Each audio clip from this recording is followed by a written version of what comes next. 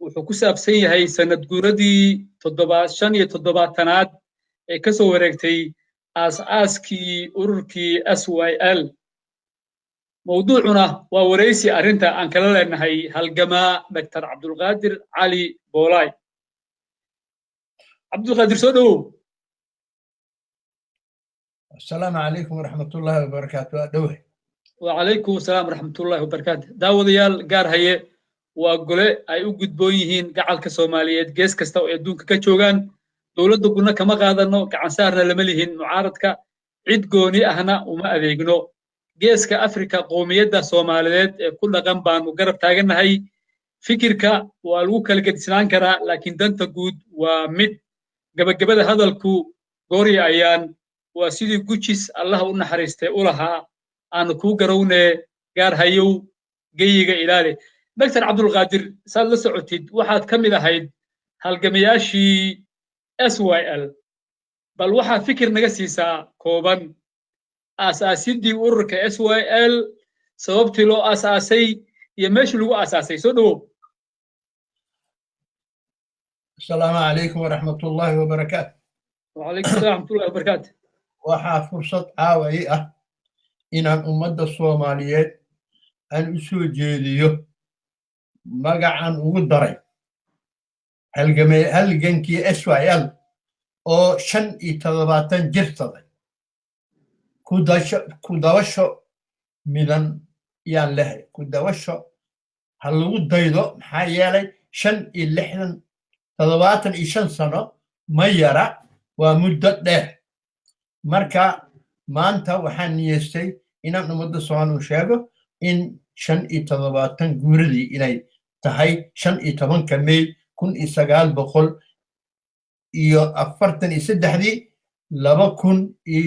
2018 sano marka waxa waaye 75 sano. marka waxaan u bixiyay maanta waxaan isiri bal bulshada Soomaaliyeed oo kala daadatay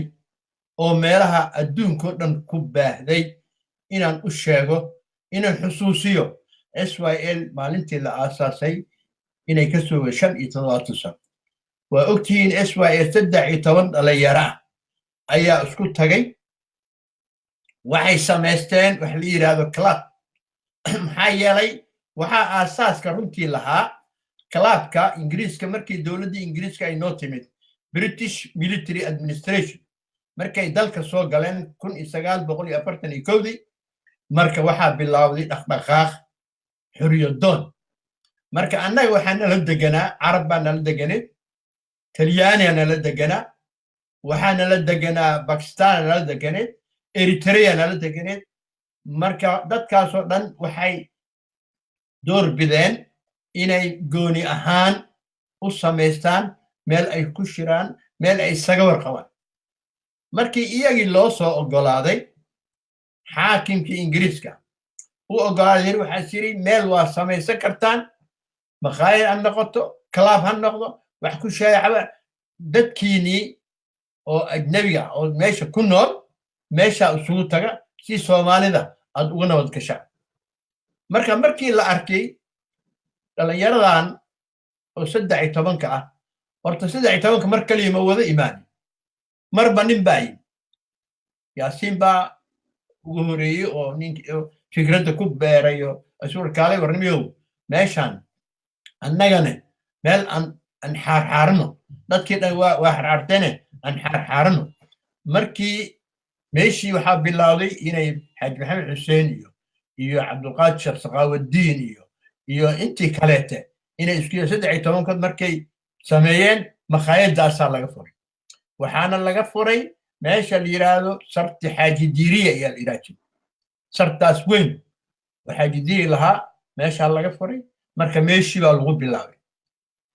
marka say socotaba ummadii Soomaaliyeed marka waxaa gashay himad dhalinyaradii waxaa gashay himad. maxaa yeelay waagii isticmaalkii Talyaaniga fursad ma jirin waxbarasho laakiin Ingiriiska markuu yimid waxaa dhacay fursad waxbarasho bilaabatay. marka waxaa la bilaabay macallimiin oo xamar jajab Ingiriiska sameeyay. waxaa nasiib ummadda Soomaaliyeed u yaal dhalinyarada waagaan ahayn waxaa nasiib u yeelanay nin la yidhaahdo macalin jaamac oo ka yimid cadan macalin jaamac wuxuu ahaa nin oday ah oo aad iyo aad karti u leh xagga cilmiga af carabiga marka usigii baa noo furay madaariska macalin jaamaca la yidhaha jiray waxaa laga furay meel u dhow afaridoodka meelahaasi aa laga furay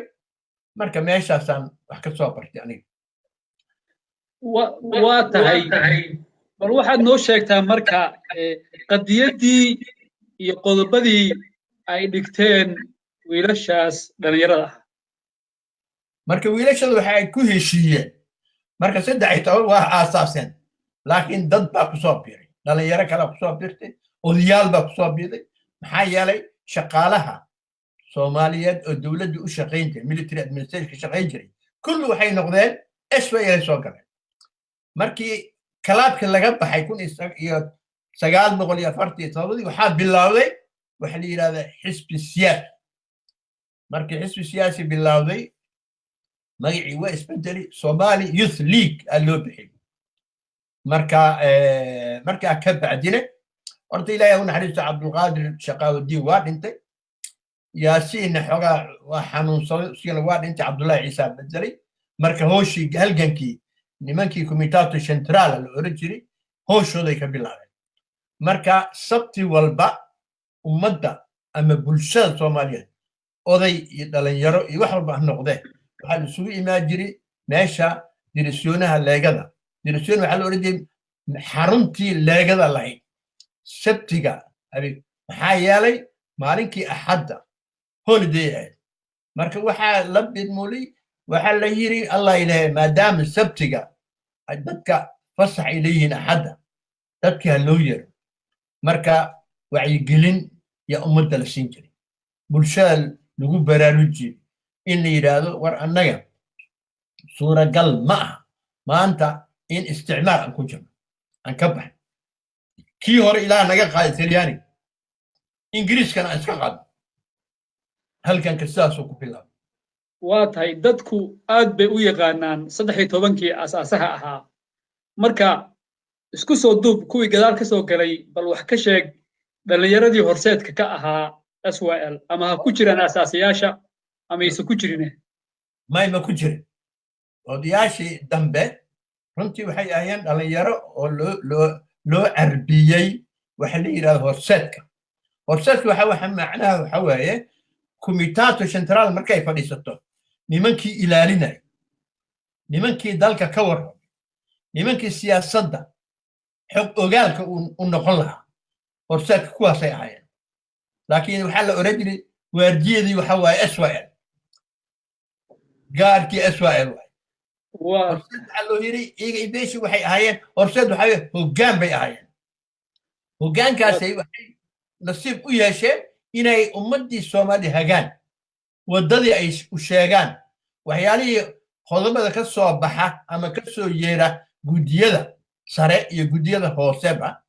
Comitato Centrale iyo Comitato Locale yaa la jiri labadii comitato wixii ka soo baxo iyagan fidinay hay'ad jiri oo la yiraahdo Maxamuud Dare Maqay wali afridod ku taalay meesha dhalinyaradu isugu imaan jiray meeshaas aan halganka laga wadi jiray meeshaas ummadda dhalinyarada kale soo kacaysa oo nagu soo xigay waxaan ku barbaari jirnay in Soomaalinimada lagu barbaari waxa lagala dagaalamayay run ahaantii wax la yiraahdo qabyaalad maxaa yeelay waxay SYL ku guuleysatay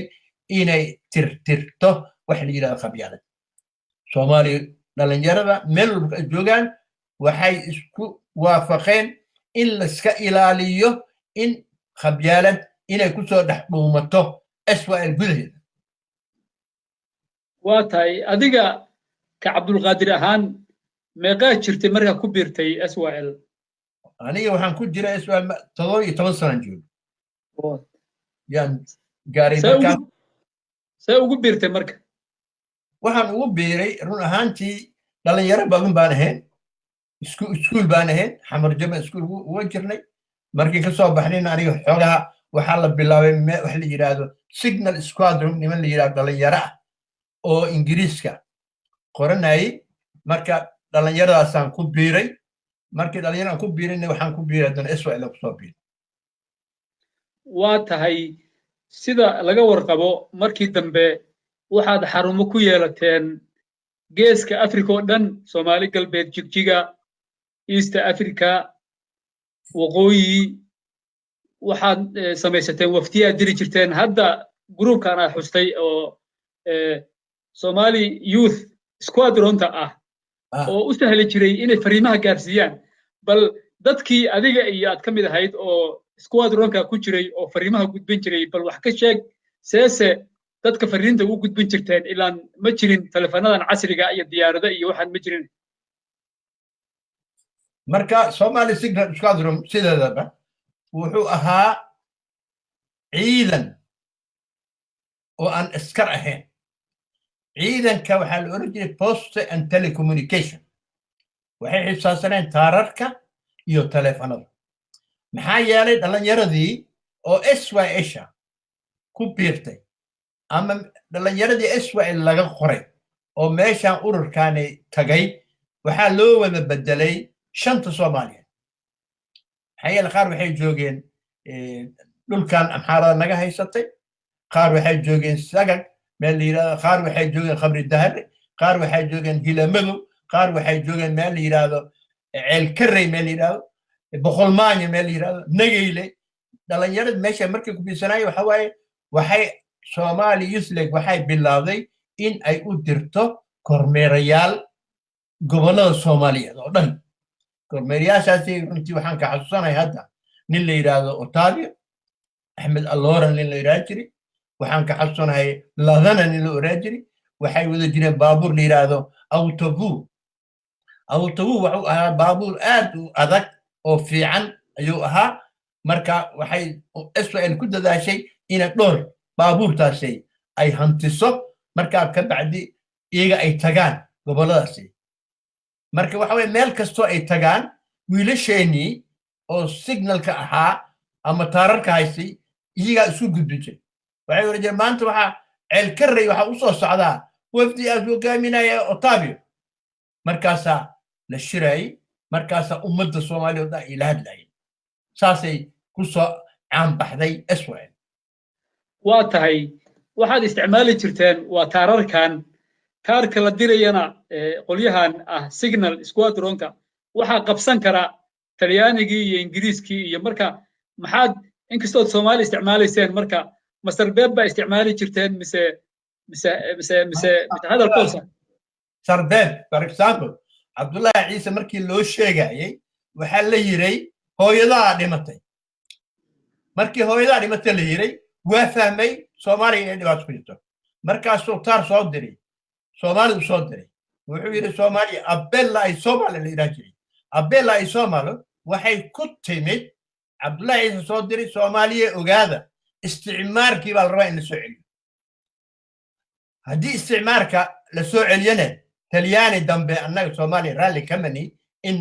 dalkii ku soo noqdo sida daraadeedii bannaan bax weyn ayaa 5 Oktoobar 1949 waxaa la yiraahdaa dhagax tur meesha la yiraahdo dad badan oo Soomaaliya ku nafwaay halgamayaal baa ku dhintay marka sida daraadeedii ma loo baahneen in lisqabsado ama ma jirin waxa waaye wada toosan ayaa la rabay Abdullahi markuu yiri warka keenay isla maalintii isla saacadii bannaan bax aqliga diidayo ala sameeyay markaas afarta gees ee Soomaaliya laga yimid markaas la taagay waatay waa uu dhagaxtur waa u soo noqonaynaa daawadayaal waa showgi gaar haye oo idinkaga imaanaya studio hayaga magaalada London waxa idin la socodsiinaya anigoo ah Cabdulwaahid Cabdullaahi Khaliif waxa isku soo dabriday al-ustaad Muxyidiin Diiriye Nuur Wadani oo Canada jooga waxa marti caawa noo ah halgamaagii weynaa oo dadkii ka harayba asaga iyo Muure iyo Farkutirs weeye SYL Dr. Cabdulqaadir Cali Boolay waana gaar haye golihii gacalka Soomaaliyeed gees kasta oo ay adduunka ka joogaan u gudboon yihiin dawladda guna kama qaadano gacan saarna lama leeyin mucaaradka cid gooni ahna uma adeegno fikirka waa lagu kala gedisnaan karaa laakiin danta guud waa mid caaw waxaan isbarbar dhigaynaa 75 sano ka hor meeshii dhalinyaro yaryar oo aqoon diineed oo badan iyo mid maadiya aan lahayn siday gumaysiga ula dagaaleen oo shacabka Soomaaliyeed gubannimo ugu horseedeen iyo sida annagoo hadda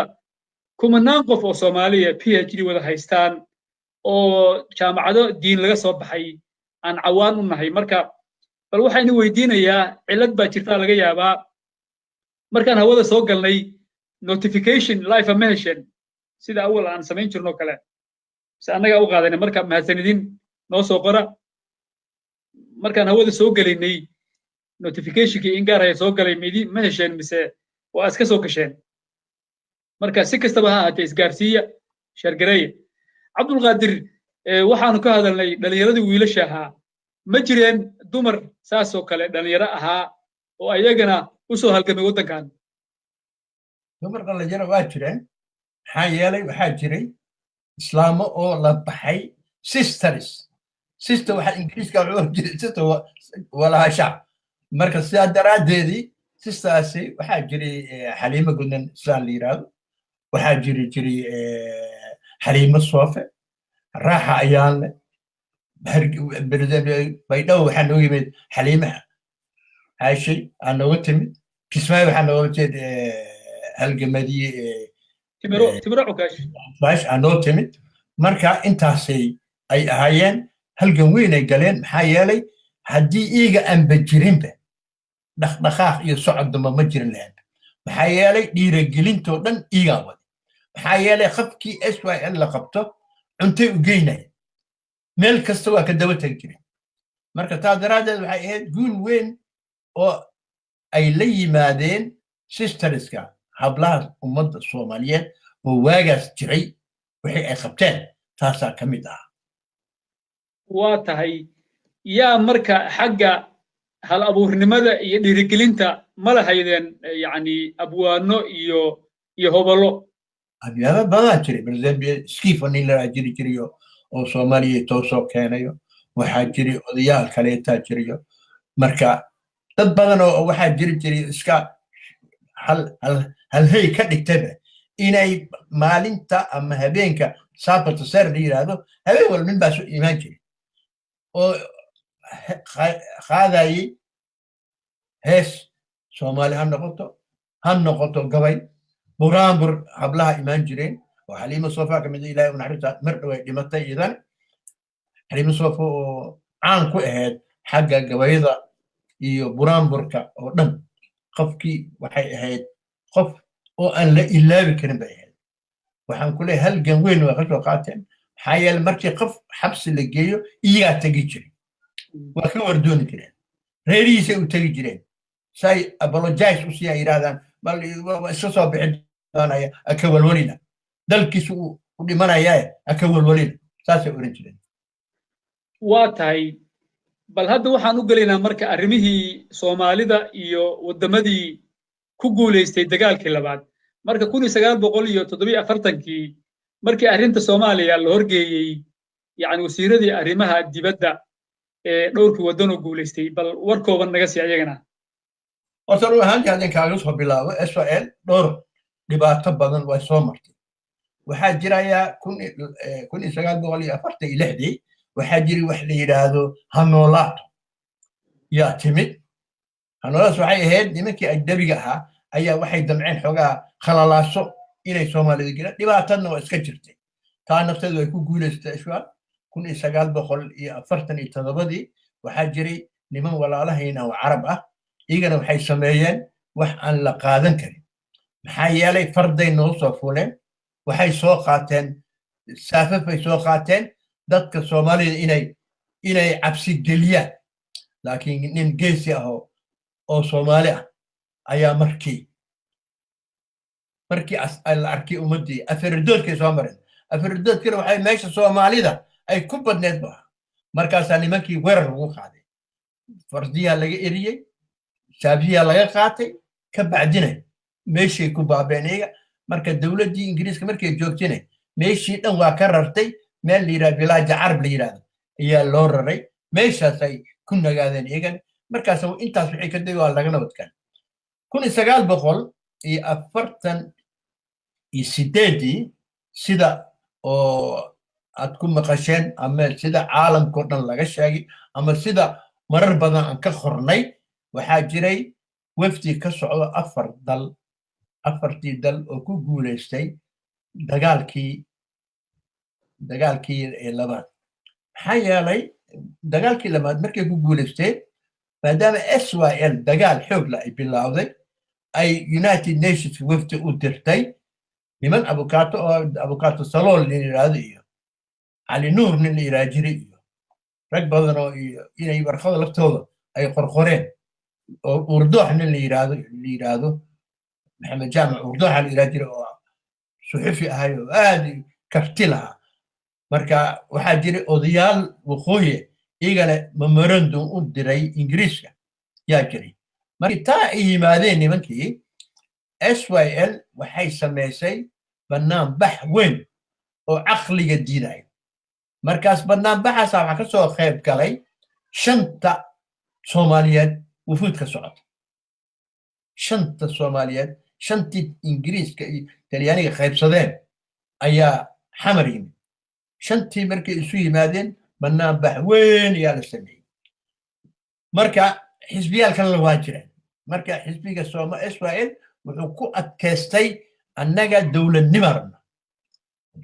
ummadda soomaaliya waa inay xurowdaan waxay ku xuroobi kartana waxa weeye annagoo ishaysana annagoo mid ah in la helo marka odayaasha yimid maalintaasay dhibaataa dhacday niman la yidhahdo barow talyaani nimankii talyaani u hiilinayay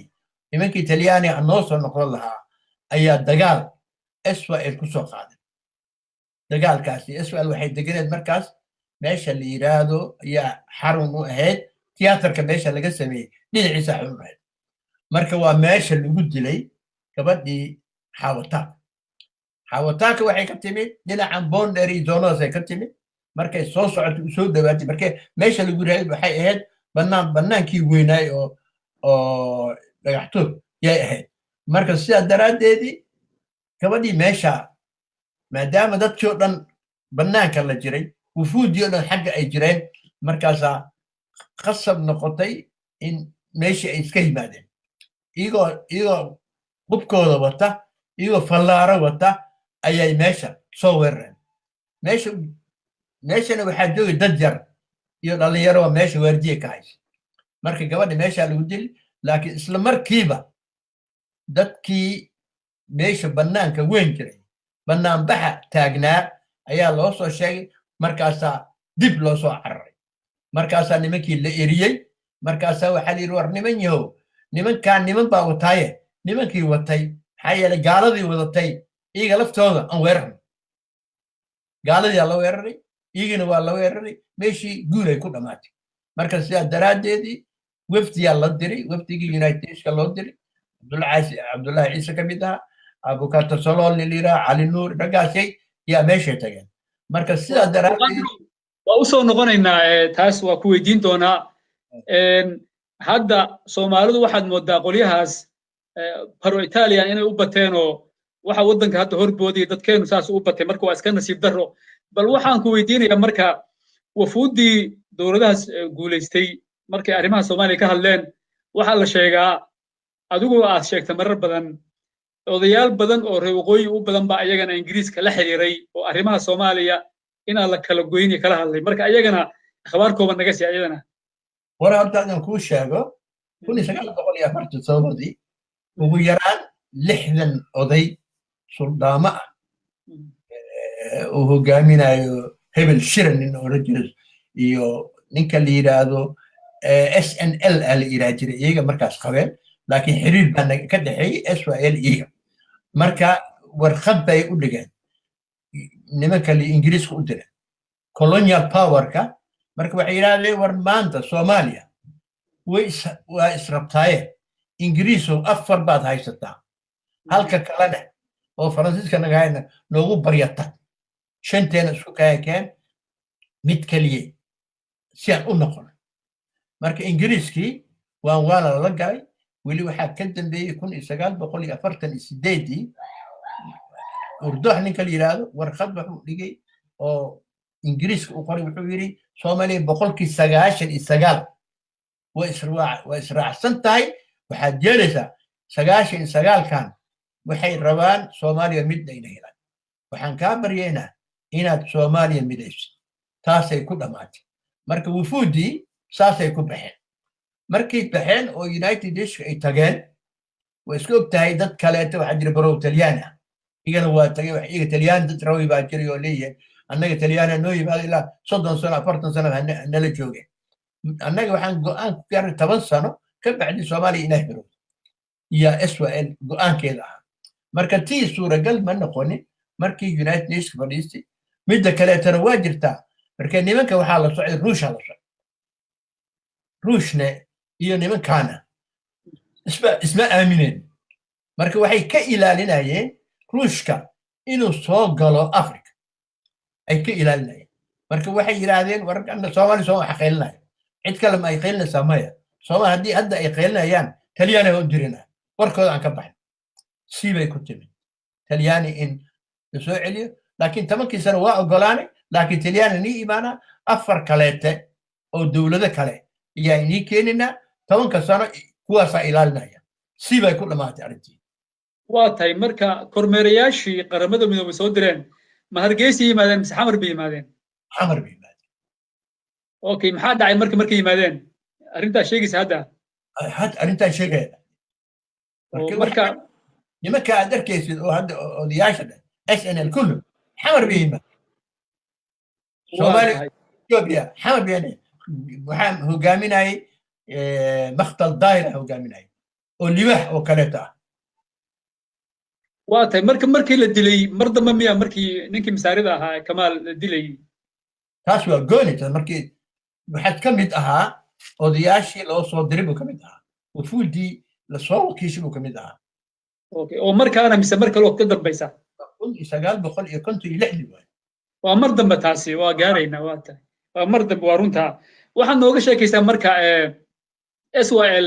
markay dirsadeen Cabdullaahi Ciise oo loo diray goorma ahayd markaas 1948 kimaasay bas marka taas maxaa dhacay marka loo sheekay marka taas markaas si kooban secretary general waxa laga dhigay markii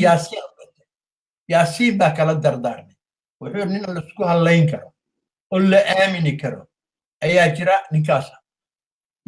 ya nolodoon saas isku mid Cabdullaahi Ciise reer beledweyne ah Yaasiin kuwa kee Yaasiin Xaaji Cusmaan secretary general SYL okay maxaa ka jira ma ku tirkuteen ba ma sheeka xariir ba in muure talaal Cabdullaahi Ciise loo waday oo asagu qaatay mise waa arrin xaqiiqo ridaas taas waa adan xaqiiqo ah waxaa joogay sida hadda muuro وسيء وجوجي ماشي جوجي hogaamiyaashu ka mid aha marka Cabdullaahi Ciise maxaa la yiri alla soo talaa marka meeshiina talyaani baa joogay marka ninkan wuxuu u socday inuu talyaani iska diido yuu u socday alora marka waxaa yeelay laba nimo waxaa joogtay nin Cusmaan Yuusuf la yiraahdo iyo Maxamed Cali Nabuur nin iraajiri oo waxay joogeen meesha talaal marka waana u eegay runtii Cabdullaahi Muuro waan isku shabahan marka ninkii weegay warwaaka ninka Muuro saasay ku timi arrinta sheeka beeraley ma waa sheeka dhab ah oo run ah waa tahay haddii marka waagaas wiilashaas oo waxbarasho badan aan haysan oo intii yarta ahayd oo markaas talyaaniga iyo ingiriiska laga bartay diin badan aysan noqon hadday nafta isu hurayaan maanta dadkii oo wada shahaado haysta PhD dadkan xasuusinaya Cabdullaahi Ciise markay hadda Soomaaliya sayta loo fiirsho asal ahaan galmudug buu ka soo jeedaa muurana Puntland waagaas bay nafta isu hurayeen haddana waxaan haynaa kumanaan kun oo qof oo wada PhD haysta labada meeloodba intaasoo culumo ka soo baxay qof la hadlayana ma leh marka waxaan ku weydiinaa mar dambe see waxaa ku dhici kartaa waqtigaa hore annagu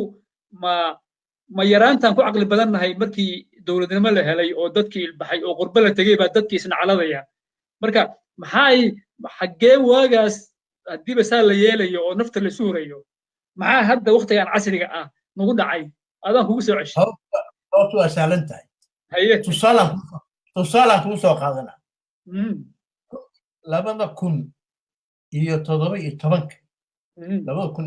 2017 waxaa dhegahii ku dhacay runtaa ku dhegahii ku dhacay anoo akhrinayo ama anoo dhegeysanayo beesheenii ma ka muuqato naxtin baan nahay waxay idhi 75 sano ka bacdi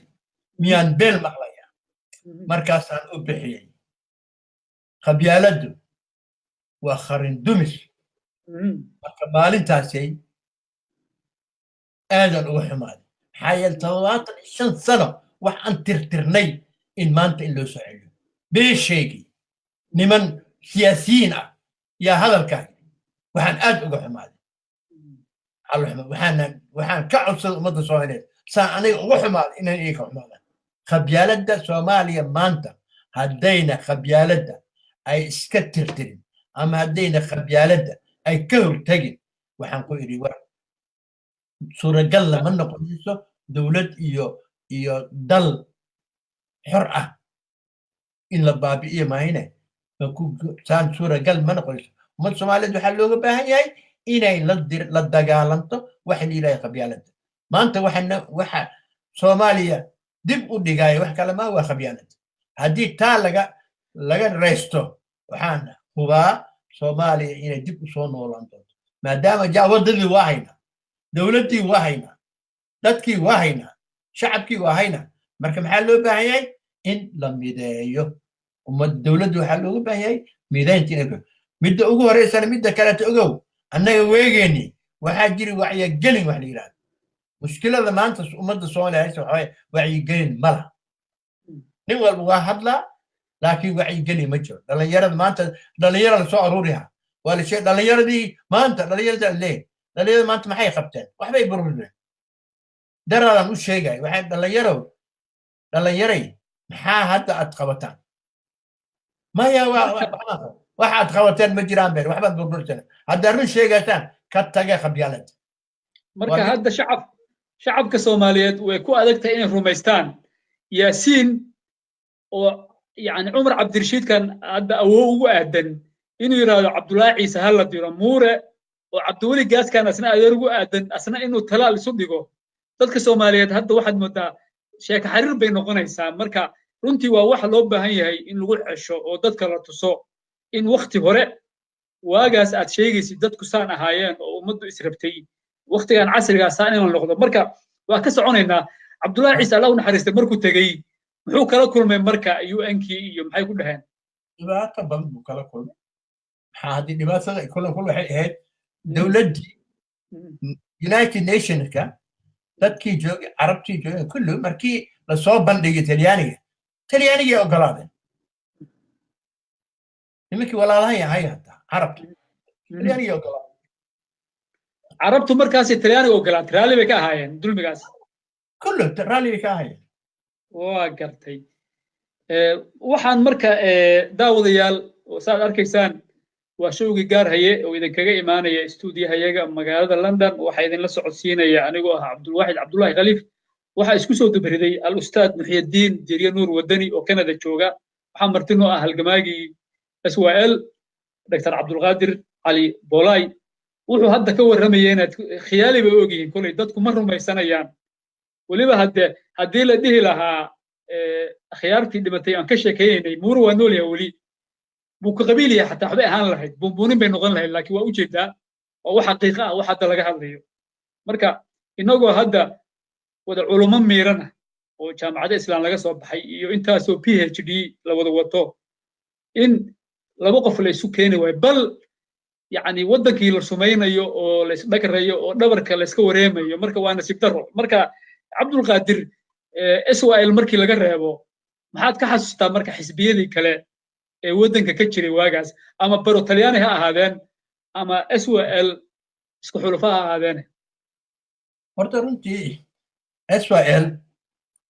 waa dadaashay ka bacdina waxaa dhashay xisbiyo digir mirif baa jiri waxaa jiri jiray xisbi la yidhaahdo rotalyan waxaa jiri jiray xisbi la yidhahdo kongareesaa jiri jiray boqolaal xisbiyaa jirta laakiin 1967 waa waxyaab la arkay waxaa soo baxay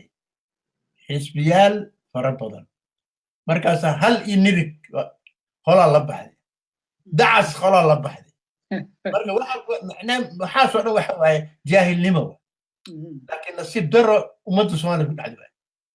ummadda soomaaliyeed waxay ku soo barbaartay midnimo soomaalinimo qarannimo laakiin nasiib daro waxaa dhacday inay burburto waa tii keentay in dalkii gacanta uu ku dhigo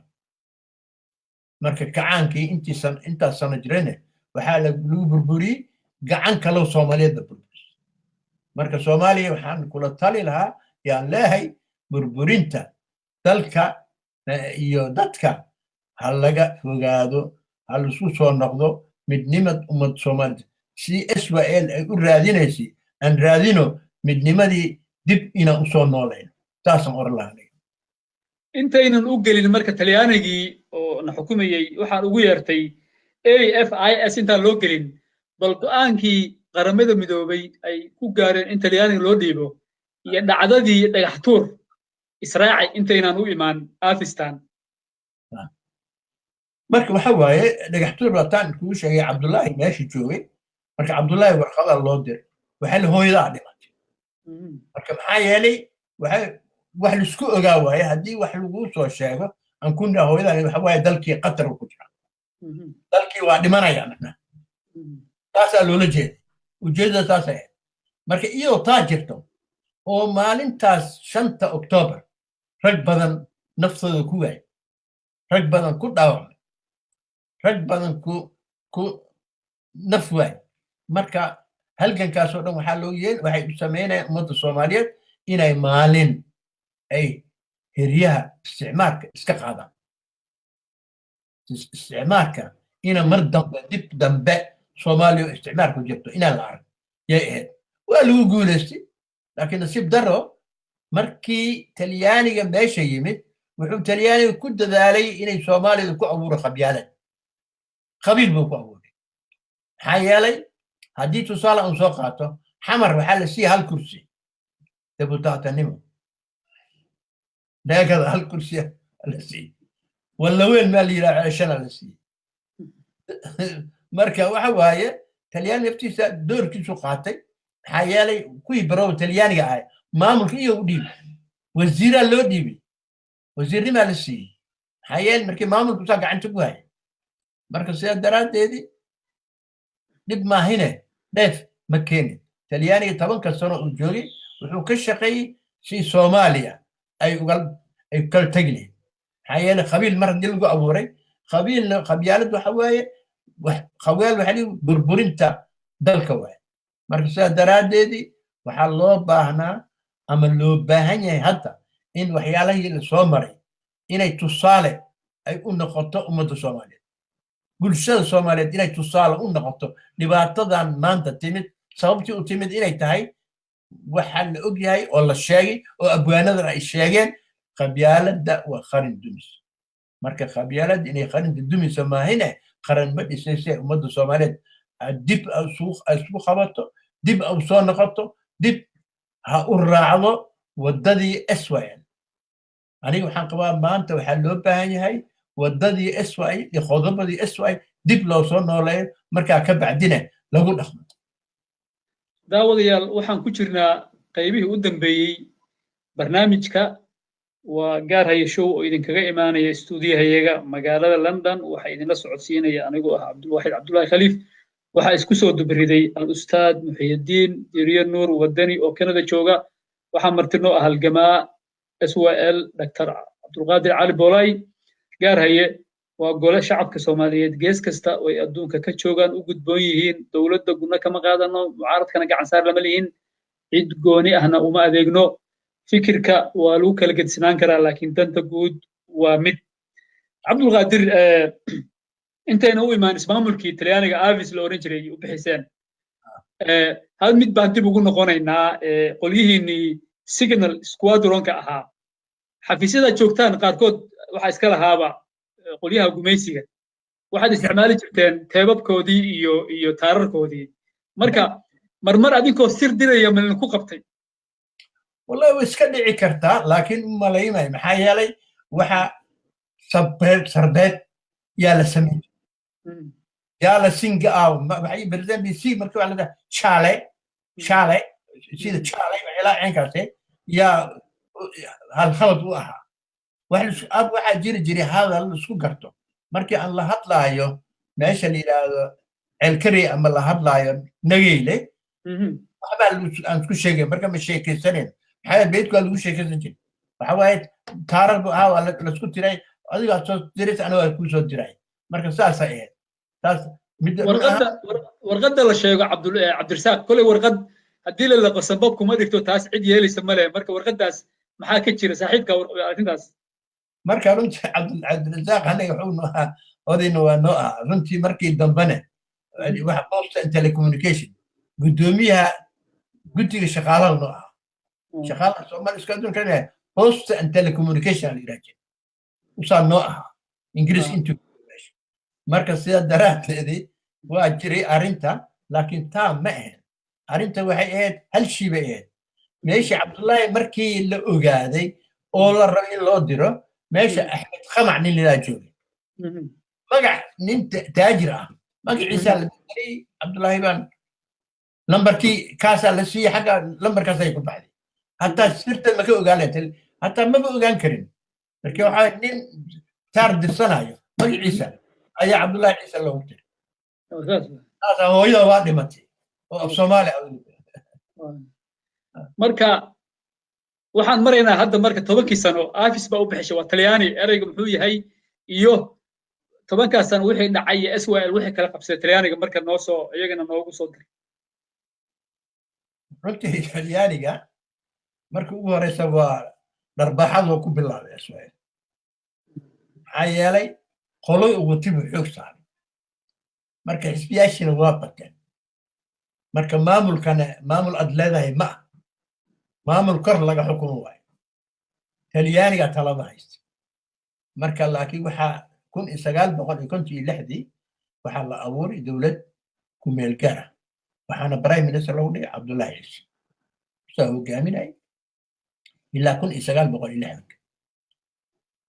marka 5 wasiir buu lahaa xaaji faarax ka mid ahaa waxaa ka mid ahaa ninka la yidhaahdo salaad waxaa ka mid ahaa waxaa ka mid ahaa aadan low ku-xigeen ahayd wasiir ku-xigeen ahaan jiray adiga dad baa saasay kala ahaayeen 5taas wasiir baa jirtay ka bacdina 60kii markii la gaaray si toosaaba loo doortay cabdirashiid waxaan ka soo gudubnay arrintii calanka marka calankan see lagu keenay goormaa la saaray yaa alifay horta runtii calanka waxaa jiri konsili territorial niman la yidhaahdo ayaa shir guddi baa la abuuray guddigaasii waxaa ku jiray niman carab ah niman bakistaan ah markii waxay ahayn community ay ahaayeen iyaga iyo leegada shan waxay lahayd xubnood bay lahayd leegada inta kaleetana marka ninka la yidhaahdo cawaale wuxuu ahaa guddoomiyihii guddiga shaqaaladu ah marka usigana xumi buu ka ahaa meesha marka nasiib wanaag maalintii laga hadlaayey talooyin buu soo jeediyey talooyinka uu soo jeediyey waxaa laga hadlaya maalintii calanka soomaaliya dad waxay yidhahdeen saac laga dhigo dad waxay alla gaduudiyo dad alla cagaarshay si walba la yeelay marka talow keena usiga talada uu keenay waxay ahayd oo wax la yidhaahdo calan oo bulo ah laakiin usig markaasay wuxuu ka fikirayay 5 xidig maadaama soomaaliya 5 ay tahay wuxuu yidhi 5ta geesood soomaaliya aan dadka aan ku riixino aan yidhaahdo war 5tan geesood 5tiina ha ahaadaan marka dambe isu iman doonto annaga fikradeena wax kale maa Israel waxa weeye soomaali weyn saa daraaddeedii soomaali weyn haddii la rabo in la sameeyo calanka inuu noqdo bulug uu noqdo xidig cas kor kaga taal cirkoo kalena su ekaada markaasuu wili dadka markuu la hadlayay wuxuu u sheegay wuxuu yidhi war calankaad arkaysa wax kale ma aha waa cirkoo kale cirkoo kale annagana cirka cawi iyo maalin waa fiirsanaa marka cirkoo kale waaye saa daraaddeedii waxaan diisoo bandhigaa ina ka qabaa ninka ugu horeeyey oo isku duubay calanka suldaan cali ciise lilah ahay oo ku jira guddiga isku duubay dhab bes siyaa lagu ogolaaday 1954 bishii 12 Oktoobar calankiyaa la ogolaaday calankiyaa xaflad weyn loo sameeyey maanta waxay ka dambeeyeen Soomaaliya calan bay yeelatay waa tahay markii Cabdullaahi Ciise Allah u naxariistay laga dhigay ku meel gaarkaas Talyaanigu ma sahlay inuu Soomaalida u diyaariyo dawlad mise wuxuu la galay dib iyo isku dir iyo waxyaalo kale tan ku sheegay waxaan ku yiri Talyaaniga dhibaatada naga qabsatay waxa Talyaani waay maxaa yeelay wuxuu abuuray qabyaalad uu abuuray mar haddii mar qabyaalad qabsatay horta dadka run ahaantii dibutaatay marka la soo dooranayay dadka raalli ba kama ahayn hadda maanta lacag lagu dirirayo lacag bixinaa leeyahay laakiin waagaas ninka dibutaat la soo waxa la yiraajiri kaale aan ku faataxin adiga noo tabish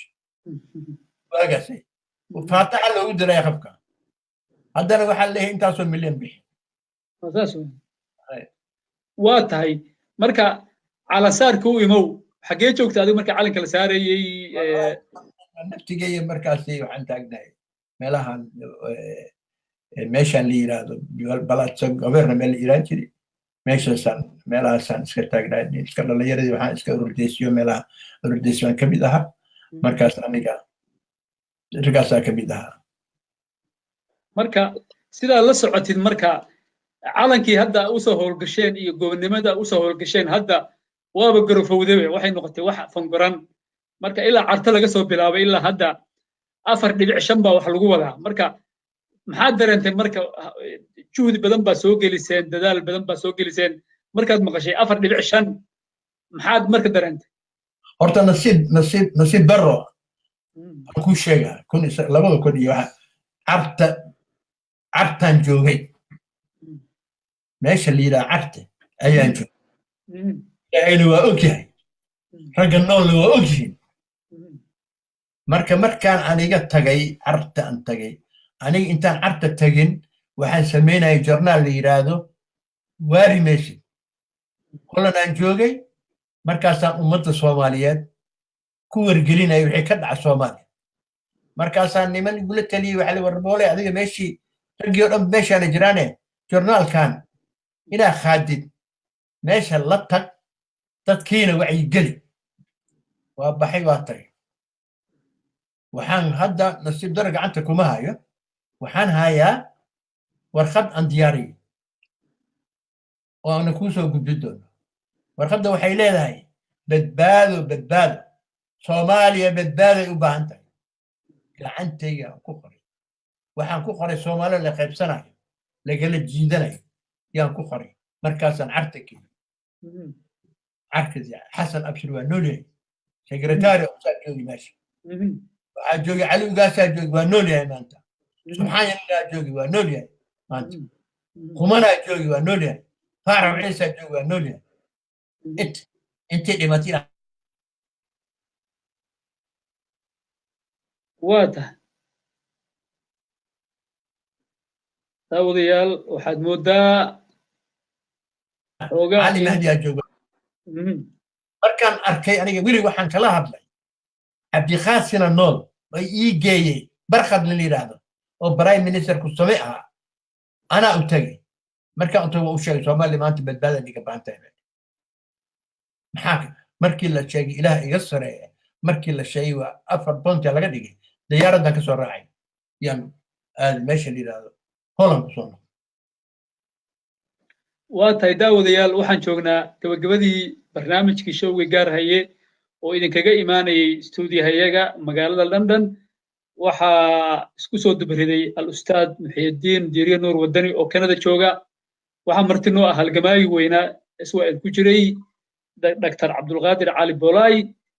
gaar haye saan marar badan sheegnay waa gole gacalka Soomaaliyeed gees kasta oo adduunka ka joogaan u gudboon yihiin dowladda gulna kama qaadano gacan saarna lama lihin يعني معارضك عد قونيا وما أدينه فكرك ولوك الجدسنان كرا لكن دنت جود ومد قوري أيان قبل هذا الكوان كوجرونه جار هيو بيجي هذا عبد القادر سالس عتيد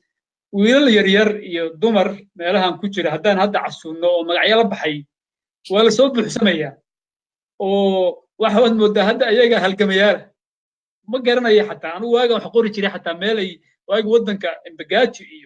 إثيوبيا إلى دجالكي meel ay jireen ma garanayo laakiin hadda halkan keeno kumaanku qof baa soo gelaya iyaga wadanka hadda waxaad moodaa laga dhigayba SYL adigiina marka waasaan marka maxaad kula talinaysaa marka su'aasha fursad u dhamaysan ku siinayo shacabka Soomaaliyeed maxaad kula talinaysaa maxaad ku soo xiraysaa aniga waxaan ku soo gabagabeynaya horta aad iyo aad baan uga xumaaday maxaa yeelay marar badan waa sheegay ayaan dhawada ugu dambeys waxay Soomaaliya qabyaalada qaran dumis waa qabiil qaran ma dhisahay waa ka qoray maalin walba waxbaan ka qoraa marka waxaan leeyahay ummadda Soomaaliyeed bulshada Soomaaliyeed waxay u baahan tahay wacyigelin maxaa yeelay shalay iyo maanta waa kala duwan shalay waxbaan ahayn laakiin waxaan nahay maanta ma jiro waxaan xasuusanahay shirarka markaan ka qayb galno ilaahay iga sareeyay markaan shirarka aan qayb galno waxaan nala oraajin Soomaaliya kaalay adinkaan na hogaamiya ilaahay rasuulka maxaa yeelay waxa waaye karti iyo hufnaan mudan maantana dhulkaan ku jirnaa waxaan leeyahay ummadda Soomaaliyeed kala dardaarmaya in la xoojiyo midnimada ummadda Soomaaliyeed maxaa yeelay ujeedka loo aasaasay SLL waxay ahayd Soomaali weyn oo mid ah in maalin la gaaro waxaan xaqiiqo u qabaa haddaan maanta la helin waxa xaqiiqan qabaa kuwa naga dambeeyo jiilalka dambe soo socdo aan rajaynaya inay ku guuleystaan inay Soomaaliya midaysan dhisan taasan Soomaalina waxaan leeyahay Soomaaliya wadadii horumarka waa haynaye yaan dib noola celin hal iska ilaaliyo wax la yiraahdo qabyaalada qaran dubs hal iska ilaaliyo salaamu calaykum waraxmatullaahi wabarakaatuh وعليكم السلام ورحمة الله وبركاته daawadayaal waad maqlaysaan waxaynu ka hadlayno waa 75 sano ka hor uu ka hadlaya 15 sano ka hor xataa markii Imbagati iyo la fadhiyay dadkii waxaan ku jiray waxaan qorqorayay wiilashaan iyo gabdhahan hadda leeyahay ayagaba heroga ah oo yani wadankiiba dawladdiiba ku mashquulsan tahay ma garanaya xataa meelay jireen waagii xabashadu soo gelaysay hadda waa kan odayaasheenii qaranka marka khaladka baa adinka shacabkiina leh oo hadda wakaas gabdhahaas iyo wiilashaas waxay wadan u qabteen iyo isku dir dad ma ahan baad madaxa saaranaysaan oo ka badbadiseen dadkiina waa kuwan marka aad baan uga mahadcelinaynaa inaan maanta helnay halgamaagi weynaa SYL ka mid ahaa intaas oo wax u soo maray gobonnimada Soomaaliya halgamaa Dr. Cabdulqaadir Cali Boolay idinkana daawadayaal sidoo kale waa inaan mahadcelinaynaa ilaa habeen dambe waxaan ugu soo maqan laba barnaamij oo waaweyn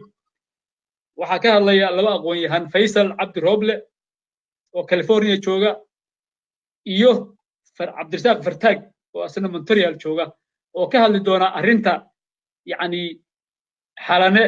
oo xarunta madaxtooyada saxda ah waa xalane Faysalna wuxuu ka hadli doonaa siyaasadii oo dhan isku duuban marka waxaan bilaabaynaa barnaamijka hore Faysal 8 fiidnimo markay Soomaaliya tahay arrinta Cabdirasaaq Fartaagna waa 9 fiidnimo markay Soomaaliya tahay marka halgamaa Cabdulqaadir iyo adinka waxayna ka tageynaa assalaamu calaykum waraxmatullaahi wa barakaatuh